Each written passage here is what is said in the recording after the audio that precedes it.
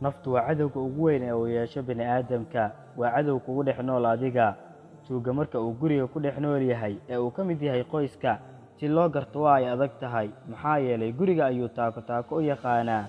Kan soo dhaca sakhda dhexena waxaa fudud in gacanta lagu dhigo. Sidaas si la mid ah nafta iyo shaydaanka waxay kala yihiin cadow gudaha ku jira iyo mid bannaanka kaa taagan oo ay fududahay inaad iska celiso. Naftu waa cadow la jecel yahay, insaankuna ma arko ceebaha ruuxa uu jecel yahay oo waa uu ka dhaayo xiran yahay. Si degan u fikir oo dib u eeg sooyaalka dadkii hore. Ibliis waxa uu caabudayay Eebbe subxaanahu wa tacaala, naftiisa ayaa kibir iyo isla weyni biday.